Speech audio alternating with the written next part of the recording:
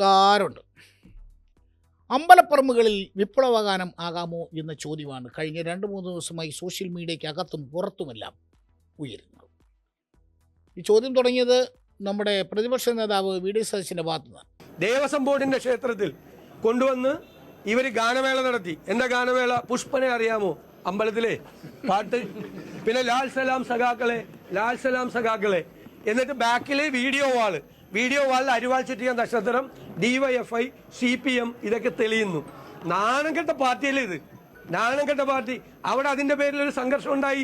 BJPക്ക് space ഉണ്ടാക്കി കൊടുക്കുകയാണ് ഇവരുടെ ലക്ഷ്യം. വേറൊന്നുമല്ല, കൊല്ലത്തെ കടക്കൽ ക്ഷേത്രത്തിലെ കടക്കൽ തിരുവാതിരയോടനുബന്ധിച്ച് അവിടെ ദിവസവും കലാപരിപാടികൾ നടന്നുകൊണ്ടിരിക്കുക. കഴിഞ്ഞ ദിവസം ഗായകൻ അലോഷിയുടെ സംഗീത നിശയായിരുന്നു. അലോഷിയെ കേരളത്തിന് അറിയാവുന്ന ഗായകനാണ്. സാധാരണ ഗസലുകൾ മനോഹരമായി പാടുന്ന അലോഷി CPMൻ്റെയും അതുപോലെ തന്നെ CPMുമായി ബന്ധപ്പെട്ട മറ്റ് സംഘടനകളുടെ എല്ലാം വേദികളിലെ സ്ഥിരം സാന്നിധ്യമാണ്, ഗായകനാണ്. ഗസലുകൾക്കൊപ്പം നാടകഗാനങ്ങളും വിപ്ലവഗാനങ്ങളും എല്ലാം സ്ഥിരമായി പാടാറുള്ള അലോഷി ഒരു സ്ഥലത്ത് പാടാൻ വിളിച്ചുകൊണ്ട് വന്നിട്ട് ഹരിമുരളീരവം പാടണം എന്ന് ആരും ആവശ്യപ്പെടും എന്നെനിക്ക് തോന്നുന്നില്ല. കാരണം അലോഷിയെ അറിയാവുന്നവർ, അലോഷിയുടെ സംഗീത നിശ ബുക്ക് ചെയ്യുന്നവർ, കലാപരിപാടിക്കായി അലോഷിയെ ക്ഷണിക്കുന്നവർ ആഗ്രഹിക്കുന്ന പാട്ടുകൾ തന്നെയാവും അലോഷി പാടുന്നത്. ഏതായാലും പുഷ്പനെ അറിയാമോ, ഞങ്ങളുടെ പുഷ്പനെ അറിയാമോ എന്നുള്ള പാട്ട് അപ്പോൾ അത് വന്നു. അതിൻ്റെ ദൃശ്യങ്ങൾ ആരും എടുത്ത് സോഷ്യൽ മീഡിയയിലിട്ടു. ക്ഷേത്രാചാരങ്ങളിലടക്കം CPM ഇടപെടുന്നു എന്നുള്ള പരാതിയാണ് പ്രതിപക്ഷ നേതാവ് ഉന്നയിക്കുന്നത്. സംഗതി കേരളത്തിൽ വർഷങ്ങളായി പല അമ്പലങ്ങളിലും ഇത് നടന്നു വരുന്നുണ്ട്. CPMന് സ്വാധീനമുള്ള അമ്പലങ്ങളിൽ അതുമായി നടത്തുന്ന ഉത്സവങ്ങളിൽ, ആ ഉത്സവ പരിപാടികളിലെല്ലാം പാർട്ടിയുടെ ഒരു സ്വാധീനം ഉണ്ടാകുക പതിവാണ്. ഇപ്പുറത്ത് RSSനും BJPക്കും എല്ലാം സ്വാധീനമുള്ള സ്ഥലങ്ങളിലെ അമ്പലങ്ങളിൽ ഗണഗീതമടക്കം പാടാറുണ്ട്. ചിലപ്പോൾ വരുന്ന ഈ ആധ്യാത്മിക പ്രഭാഷണത്തിലടക്കം RSS ആശയങ്ങൾ വരുന്നു എന്നുള്ള പരാതി പല സ്ഥലത്തും വരുന്നുണ്ട്. അത് പല സ്ഥലങ്ങളിലും വലിയ വിവാദങ്ങളും ചർച്ചകളും ഒക്കെ ആയിട്ടുണ്ട്. അതൊക്കെ ഒരു സൈഡിൽ കൂടെ നടക്കും. പ്രത്യേകിച്ച് ഉത്സവങ്ങൾ എന്നുള്ളത് ഒരു ആളുകൾക്ക് ആസ്വദിക്കാനും അവർക്ക് നേരം പോകാനും ഒക്കെ ഉള്ളൊരു സംഗതിയാണ്. പിന്നെ ഈ ഗാനമേളയും ഈ പറയുന്ന സംഗതികളൊന്നും അല്ലെങ്കിൽ സംഗീത നിശകളൊന്നും ക്ഷേത്രാചാരത്തിൻ്റെ ഭാഗമല്ലല്ലോ, കലാപരിപാടികളല്ലേ. ആസ്വദിക്കുന്ന മനുഷ്യർ അത് ആസ്വദിക്കട്ടെ, പ്രശ്നങ്ങളൊന്നുമില്ലാതെ ആസ്വദിക്കുകയാണെങ്കിൽ അത് വളരെ നല്ല കാര്യം എന്ന് മാത്രമേ അതുമായി ബന്ധപ്പെട്ട് പറയാനുള്ളൂ. ഇതായി അലോഷിയുടെ ഒരു പ്രതികരണം ശ്രദ്ധേയമായി തോന്നി. അലോഷി പറഞ്ഞത്, ഞാനൊരു ഗായകനാണ്, ഞാനൊരു സ്ഥലത്ത് പരിപാടി അവതരിപ്പിക്കാൻ പോകുമ്പോൾ ആളുകളുമായി സംബന്ധിച്ച് അവരാവശ്യപ്പെടുന്ന പാട്ടുകൾ പാടുന്നത് പതിവാണ്. അപ്പോൾ ഈ ആളുകൾ ആവശ്യപ്പെടുന്ന കാര്യം ഈ പാട്ട് മാത്രമല്ല, വേറെ പല പാട്ടുകളും അവിടെ പാടിയിട്ടുണ്ട്. എന്തുകൊണ്ടാണ് ഇത് വിവാദമായതെന്നറിയില്ല. പിന്നെ ഒരു ഗായകനോട് നിങ്ങൾ ആ പാട്ട് പാടരുത് എന്ന് അങ്ങനെ ആർക്കും പറയാനൊന്നും പറ്റില്ല. അങ്ങനെ ആരെങ്കിലും പറഞ്ഞാൽ ഞാൻ ആ പരിപാടിക്ക് പോകില്ല എന്നാണ് അലോഷി അവിടെ എടുക്കുന്ന നിലപാട്. അതൊരു സാധാരണ സംഭവമായി കണ്ട് പാട്ടിൻ്റെ വഴിക്ക് വിടാനാണ് അലോഷി പറയുന്നത്. എനിക്കും അത് കേട്ടപ്പോൾ അതങ്ങനെ തന്നെയാണ് തോന്നുന്നത്. പാട്ടിൻ്റെ വഴിക്ക് വിട്ടാൽ പോരെ. ദേവസ്വം ബോർഡ് പ്രസിഡന്റ് പറയുന്നത് ഇത് ആശയപ്രചരണം അല്ലെങ്കിൽ ഒരു രാഷ്ട്രീയ പാർട്ടിയുടെയും ആശയപ്രചരണം ഉത്സവങ്ങളുമായി ബന്ധപ്പെട്ട് ശരിയല്ല. രാഷ്ട്രീയ പാർട്ടിയുടെ ആശയപ്രചരണം ശരിയല്ല എന്നുള്ള ദേവസ്വം ബോർഡിൻ്റെ നിലപാടിനോട് ഞാനും യോജിക്കുകയാണ്. കാരണം അമ്പലങ്ങൾ രാഷ്ട്രീയ പ്രചരണത്തിനുള്ള അല്ലെങ്കിൽ രാഷ്ട്രീയ ആശയങ്ങൾ പ്രചരിപ്പിക്കാനുള്ള ഒരു സ്ഥലമല്ല. അതിപ്പോൾ CPM ആയാലും RSS ആയാലും രാഷ്ട്രീയ ആശയങ്ങൾ അമ്പലവുമായി ബന്ധപ്പെട്ട് പ്രചരിപ്പിക്കരുത്. ഏത് ക്ഷേത്രങ്ങളിലായാലും രാഷ്ട്രീയ പാർട്ടികളുടെ ചിഹ്നമോ കൊടിയോ ഉണ്ടാകാൻ പാടില്ല എന്നുള്ളത് ദേവസ്വം ബോർഡിന് നിർബന്ധമാണ്. അത് കോടതിയുടെ കൃത്യമായ വിധിയാണ്. അത് ലംഘിച്ചാൽ അത് കോടതി വിധി ലംഘിക്കുന്നതിന് തുല്യമാണ്. അതുകൊണ്ട് തന്നെ ആ കാര്യത്തിൽ ദേവസ്വം ബോർഡ് ഒരു വിട്ടുവീഴ്ചയുമില്ല. കടക്കിൽ സംഭവിച്ചത് ഈ പരിപാടി നടന്ന വേദിയുടെ LED വാളിൽ CPMൻ്റെയും DYFIയുടെ എല്ലാം പതാകയുടെ ചിത്രങ്ങൾ കാണിച്ചു, മുദ്രാവാക്യങ്ങൾ എഴുതി കാണിച്ചു തുടങ്ങിയ സംഭവങ്ങളാണ്. അത് ഇച്ചിരി കടന്നുപോയി എന്ന് മാത്രമേ അതുമായി ബന്ധപ്പെട്ട് പറയാനുള്ളൂ. കാരണം രാഷ്ട്രീയ ആശയങ്ങൾ അങ്ങനെ പ്രചരിപ്പിക്കാനുള്ള വേദികളെല്ലാം പറഞ്ഞു. പക്ഷേ വിപ്ലവഗാനം അമ്പലപ്പറമ്പിൽ പാടാൻ പാടില്ല എന്നുള്ള നിലപാടിനൊന്നും യോജിക്കാൻ കഴിയില്ല. കാരണം അങ്ങനെയാണെങ്കിൽ ഈ ബലികുടീരങ്ങളെ എന്നുള്ള പാട്ട് കേരളത്തെ ഇളക്കി മറിച്ച, കേരള സമൂഹത്തെ പരിവർത്തനപ്പെടുത്തിയ നാടകങ്ങളൊന്നായി നിങ്ങൾ എന്നെ കമ്മ്യൂണിസ്റ്റാക്കി എന്നുള്ള നാടകം, ഇതൊന്നും മുഴങ്ങാത്ത അമ്പലപ്പറമ്പുകൾ. ഈ നാടകം കളിക്കാത്ത ഏത് അമ്പലപ്പറമ്പുണ്ടാവും കേരളത്തിൽ?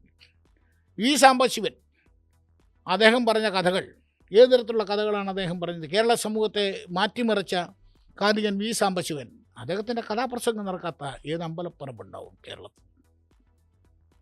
ഇതൊക്കെ ഇതെല്ലാം കണ്ടും കേട്ടും പരിചയിച്ചും പരിവർത്തനം വന്നുമാണ് കേരളം ഇന്ന് കാണുന്ന കേരളമായത്. വെള്ളാരം കുന്നിലെ പൊന്മുളം കാട്ടിലെ പുല്ലാങ്കുഴലുതും കാറ്റേവ ഒന്നാന്തരം നാടകഗാനമാണ്. പക്ഷേ ആ നാടകഗാനത്തിൻ്റെ അർത്ഥം ഒന്നാന്തരം വിപ്ലവഗാനമാണ്. കമ്മ്യൂണിസത്തെ കേരളത്തിലേക്ക് ക്ഷണിക്കുന്ന വിപ്ലവഗാനം. ഇതൊക്കെ എല്ലാ അമ്പലപ്പറമ്പുകളിലും മുഴങ്ങിക്കിട്ടതാണ്. ഈ പറയുന്ന നേരത്തെ പറഞ്ഞ പോലെ RSSൻ്റെ ഗണഗീതം പല അമ്പലങ്ങളിലും മുഴങ്ങുന്നുണ്ട്.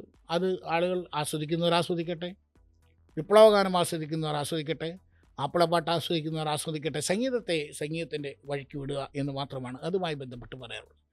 കടയ്ക്കൽ 2 വർഷം മുമ്പ് കഴിഞ്ഞ വർഷം കടയ്ക്കൽ ഗൗരിലക്ഷ്മി പരിപാടി അവതരിപ്പിച്ചപ്പോൾ അവിടെ ബലികൂടിരങ്ങളെ പാടിയതാണ്.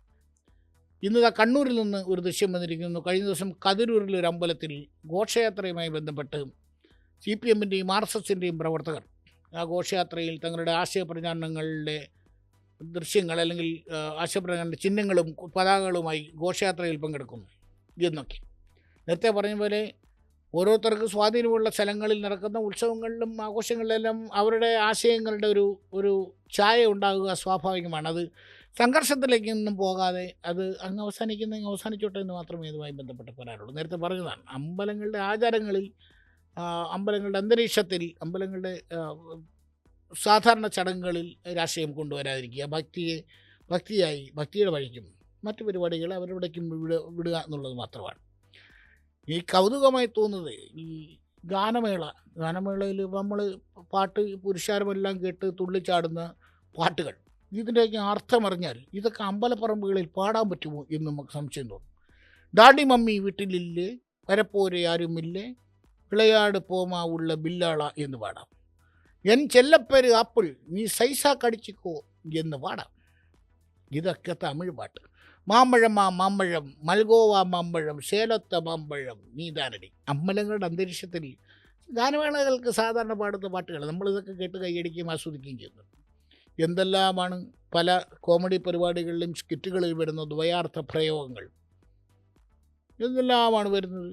ഇതൊക്കെ അമ്പലപ്പറമ്പുകളിൽ ഉത്സവത്തിനോടനുബന്ധിച്ച് നടക്കുന്നുണ്ട് എന്നാലോചിച്ചുണ്ട്. പിന്നെ ഇപ്പോൾ ഇതൊന്നുമല്ല, ഇപ്പോൾ മെഗാ ഷോകളിൽ എന്തൊക്കെയാണ് നടക്കുന്നത്?